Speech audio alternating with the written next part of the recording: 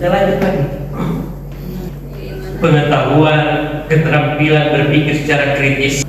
Kalau orang belajar, pasti daya nalarnya, daya tangkapnya akan semakin baik, sehingga sangat kritis. Kritis yang dimaksud di sini bukan berarti selalu menganggap semuanya salah, tapi dia mempunyai daya nalar yang kuat. Dia bisa membedakan mana yang baik, mana yang tidak baik, dan kemudian percaya diri. Selamat siang, apa kabar semua? Surprise kan? Walaupun secara fisik aja, ya, Yunan, secara fisik saya tidak mungkin meyakinkan Anda membawakan public speaking. Tapi saya celah diri saya bersyukur bahwa dengan postur saya, alhamdulillah, saya bisa tampil dengan rasa percaya diri di sini. Ya. Saya sudah botak juga ini. Saya tidak gagal. Kalaupun bahwa membawakan materi public speaking itu harus orang gagal, maka gugurlah saya. Ya, itulah yang harus ditanamkan rasa percaya diri adalah kemampuan seseorang itu ada pada dirinya sendiri. Bahwa kita diberikan nikmat oleh Tuhan sebenarnya berbicara. Berarti kita bisa menyampaikan sesuatu dengan vokal kita, dengan gaya kita sendiri. Nah, kecuali kalau saya orang bisu, pasti saya pakai bahasa isyarat. Tentu beda kan? Oleh karenanya teman-teman, saya tidak gagal. Tidak cocok saya bawa materi public speaking. Salah. Yang betul adalah dengan kondisi saya apapun, saya harus percaya diri untuk bisa selalu maju, untuk bisa membawakan materi. Itu ya. Kita lanjut. Mampu menyampaikan ini dengan lancar. Kalau sudah terbiasa just, maka kita membawakan materi dengan lancar, insya Allah dengan baik. Tidak perlu lagi kita berbicara apa mau disampaikan Bapak, anu apa, bilang saja cepat. Oleh karenanya kalau teman sudah terbiasa kata itu dengan sendirinya hilang, dengan sendirinya hilang, anu dengan sendirinya hilang. Apalagi Anda tahu, Anda kan yang pembawa materi, kita hanya pendengar. Oleh karenanya kebiasaan ini yang membuat Anda akan menyampaikan sesuatunya dengan baik. Termasuk karena Anda relawan, sudah terbiasa menghadapi masyarakat, tidak grogi lagi karena Anda sudah terbiasa.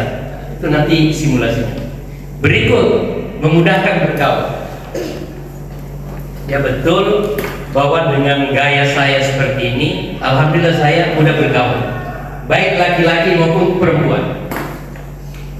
Ditanya dua lagi aja ya, laki-laki perempuan ya. Kalau di Thailand itu 18 kalau tidak salah jenis kelamin, banyak sekali 18. Saya pernah ke Thailand mengikuti konfederasi wartawan Asia di Thailand. Ya begini-begini aja saya sudah menginjak 20 negara mungkin kalau tidak salah. Allah. Coba sebut negara apa yang Anda paling suka? Korea Selatan. Korea Selatan. Saya alhamdulillah sudah 2 kali ke sana. Kalau ke Korea Selatan jangan pernah enggak menginjakkan kaki di Nami Island, Pulau Nami, tempat pembuatan film Winter Sonata dan Angel's Love. Saya sudah 2 kali ke sana. Kalau Arab Saudi saya sudah 2 kali. Kalau Vatikan belum Pak. Iya, nak ketanya ke Jepang. Jepang, alhamdulillah saya sudah pernah ke Jepang. Saya sebutkan saja Indonesia ke Papua New Guinea, Papua New Guinea ke Singapura, Singapura ke Malaysia, Malaysia ke Brunei, Brunei ke Thailand, Thailand di atasnya Thailand, Vietnam. belum ke Macau, Macau Hong Kong, Hong Kong masuk ke China, China ke India, jalur ke sini ke Korea Selatan, ke Jepang, menyeberang sedikit ke kampung saya ke Inggris, Belgia, Belanda, Jerman, Swedia. Saya pernah menulis catatan perjalanan saya. Sehari makan di 3 negara. Saya sarapan makan pagi di stasiun kereta di Jerman, ya.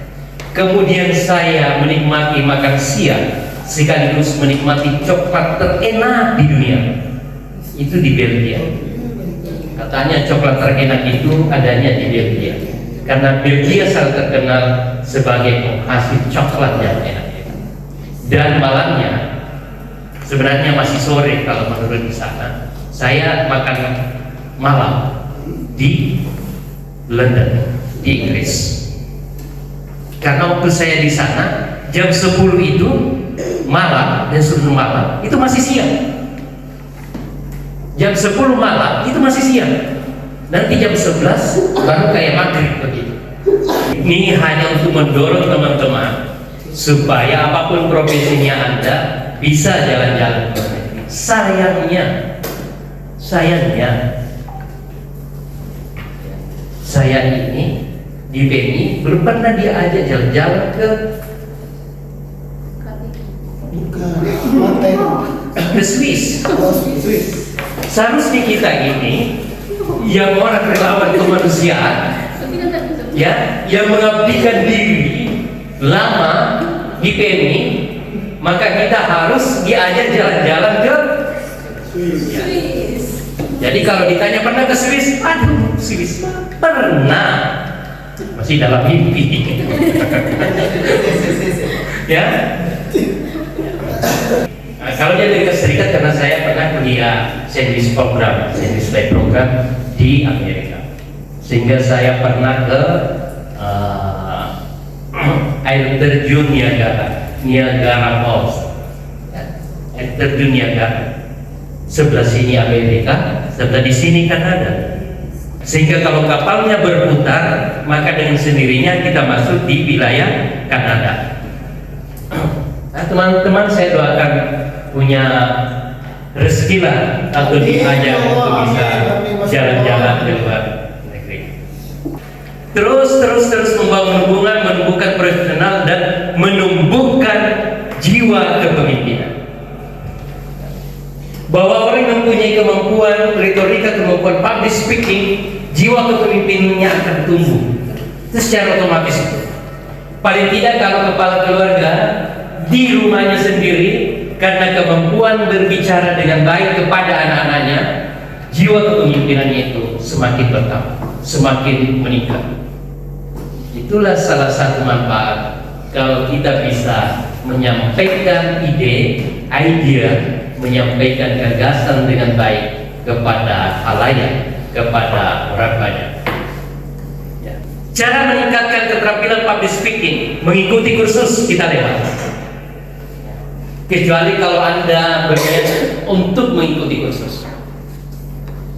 Tapi sepengetahuan saya, kursus ini tidak menjamin Anda serta-merta langsung hebat. Karena sekali lagi public speaking atau keterampilan berbicara itu harus diolah, harus dilaksanakan secara kontinu. Ini keterampilan harus diasah. Nah, tentu ada cara-caranya. Nanti kita akan perhatikan ya.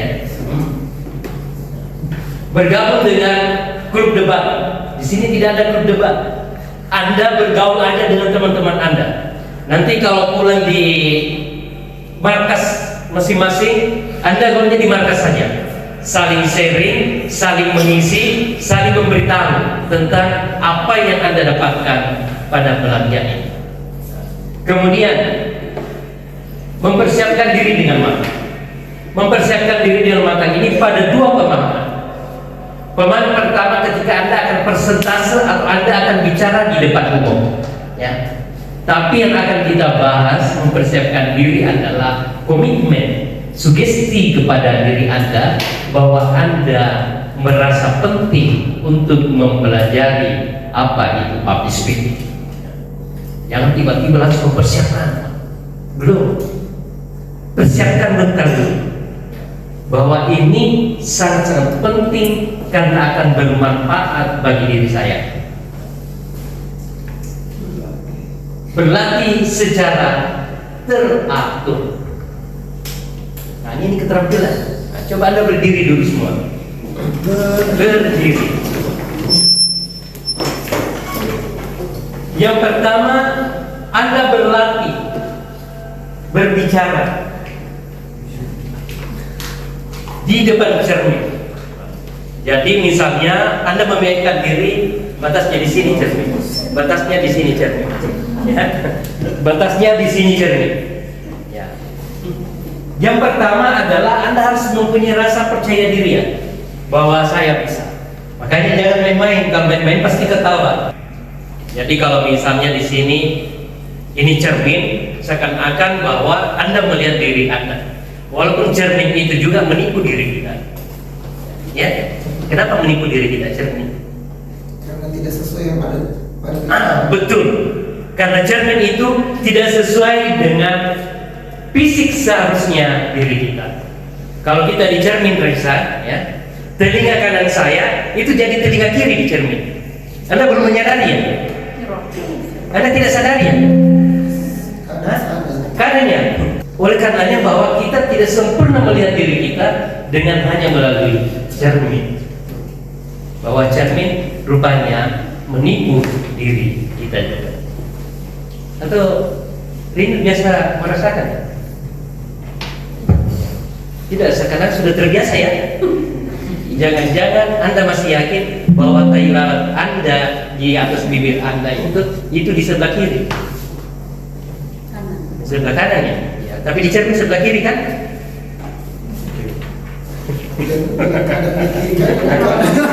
Jangan bilang di sebelah kanan juga. Kalau Anda di sebelah kanan, saya memberi cermin Anda.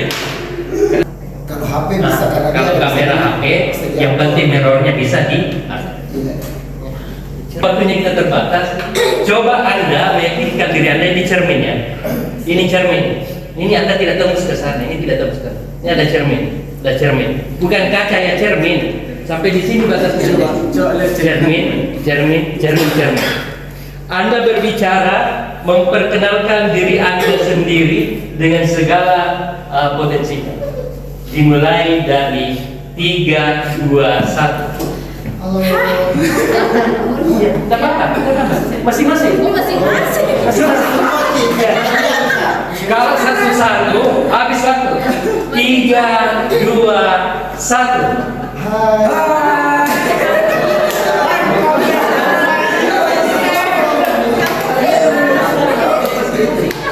Terima kasih.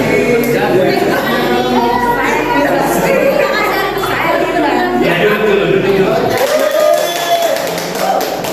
Sepertinya belum bisa dikasih tepuk tangan. Ya, kita mulai sekali lagi. Oleh karenanya Anda mulai memperkenalkan diri, siapa pacarnya, siapa orang tuanya. Berapa menit bagus kita? 1 menit ya? Masih 1 menit. Masa Anda tidak bisa memperkenalkan diri dalam 1 menit? Karena nanti prakteknya begitu. 1 menit ya? Iya. Yang digambar ya? Bebas dengan ekspresi gaya Anda sendiri, peduli amat dengan di sekeliling Anda, di samping kiri kanan Anda. Anda meyakinkan diri Anda sendiri. Makanya tidak usah ada yang tertawa, meyakinkan karena cara menyampaikan, cara bertutur, bagaimana tangannya, bagaimana gesturnya, itu adalah kekayaan milik Anda sendiri, bukan milik saya. Silakan berdiri.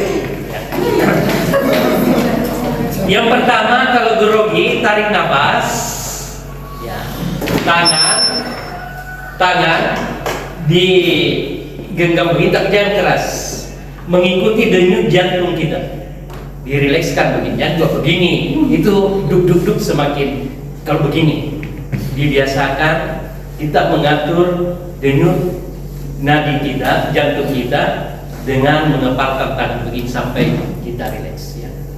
Jangan juga dikasih begini, itu semakin tegang. Ya, rileks begini. Nah. Jadi Pak, 1 atau 2 tangan? Biar 1. Bisa juga 2. Tapi jangan dikeras. Kalau keras semakin ya, dirilekskan begini. Nah, kalau mau bertanya, biasanya dagdikduk kasih begini tangan. Tarik nafas, kita mengatur. Karena yang membuat orang grogi itu karena antara gerakannya denyut jantungnya sama mulutnya itu Tidak balance. biar andai mulutnya belum balance, belum seimbang ya. Oleh karenanya bahwa gerakan ucapan dan denyut jantung kita itu harus diseimbangkan. Sampai rileks ya. Oke, ambil video. 3, 2, 1, action. Halo. Perkenalkan, nama saya.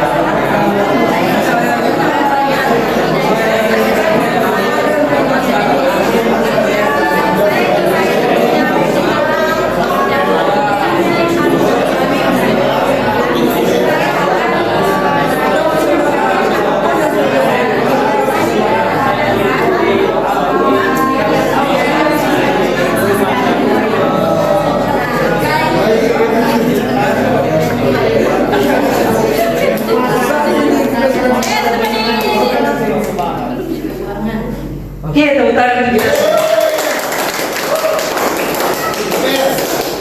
Ini baru 1 menit.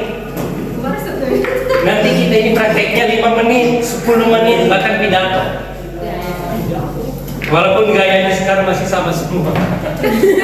Masih sama semua. Bagus. Kelebihannya adalah Anda sudah mulai berani. Kekurangannya masih ada suaranya kecil. Arha masih kecil suaranya, Yunar juga masih kecil suaranya. Padahal saya sengaja begini itu ingin mendengar seperti apa suara, seperti apa suara Anda. Karena pembicara yang baik itu tidak boleh berkumur-kumur. Dia harus menyampaikan dengan jelas. Termasuk pengucapannya. Bisa membedakan pepet sama tali. Tahu perbedaannya ya? Pepet sama tali. Coba berdiri lagi. Kita vokal dulu. A. I. U. E. O. E. A itu bukan A. Tidak bisa A. Walaupun sudah kayak saya sudah hilang gigi, ya, tidak ada hubungan antara pengucapan dengan gigi kita ya. Kalau misalnya giginya tidak rapi, malu pasti kalau sakit gigi tidak itu. Jadi kita harus percaya diri. A.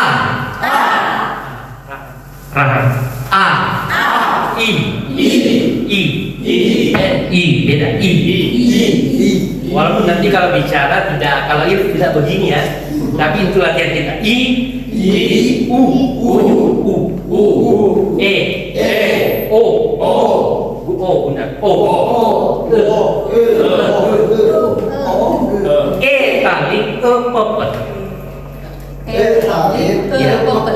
E tali kepepet. Mau kemana? E pepet. Kemana?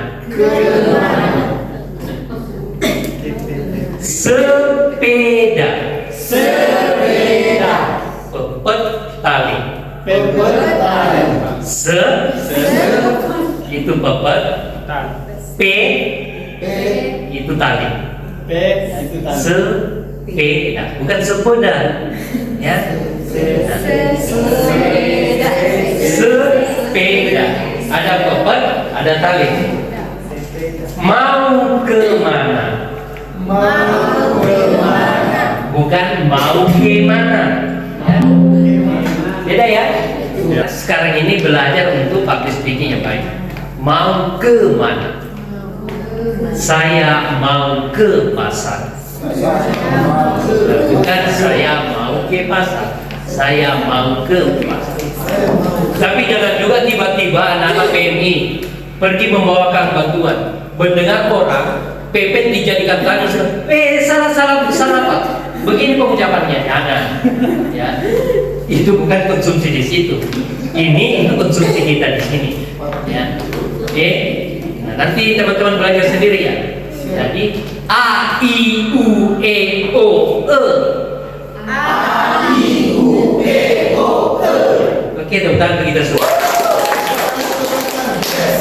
Nanti kalau misalnya yang tinggal di pinggir laut itu pergi di depan di bibir pantai menghadap ke laut. A I U E O E. Atau bicara menantang laut sehingga suara Anda didengar dengan baik. Termasuk mungkin di gunung ya, lebih hebat lagi kalau di gunung. Karena kalau di gunung Anda sudah terbiasa berbicara dengan baik, dengan suara yang lantang, tetangga di gunung sebelah itu bisa dengar. Karena gelombangnya bisa sampai ke sana. Bisa duduk Pak? Tempat. Silakan duduk. Apa bahasa Inggrisnya kalau sit down please? Retorika dengan gaya bahasa yang baik. Kita lewat berlatih menyampaikan ide secara jelas dan efektif. Kalau sudah terbiasa menggunakan bahasa yang baik, maka Anda juga akan berlatih menyampaikan ide, membuat satu konsep apa yang ingin disampaikan. Misalnya, saya ingin menjadi penjual pisang goreng. Maka buat konsep bagaimana menjual pisang goreng. Anda berpidato atau Anda berbicara di depan cermin. Setelah itu Anda merasa yakin, nanti panggil adik-adiknya aja. Jadi kamu jadi penderita. Kau dulu di situ. Saya lagi mau pidato. Pidato apa kak? Mau jual pisang goreng. Apa pisang goreng? Jelas. Mulai menjelaskan, menyampaikan tentang bagaimana cara menjual pisang goreng cepat. Setelah itu mungkin sampai kepada ide yang lain yang lebih bersifat akademik. Anda sudah membahas apa itu gender, apa itu pembangunan, apa itu korupsi dan semacamnya. Anda sudah harus menjadi berbicara. Terus memberikan kesan yang baik. Kesan yang baik ini pada dua pemahaman, bahasa yang kita pakai dengan gestur yang kita sampaikan, atau gestur yang kita peragakan, atau gaya yang kita perlihatkan kepada orang. Sebijak Anda lah memikirkan yang mana gestur yang layak untuk saya lakukan, yang saya perlihatkan kepada audiens saya.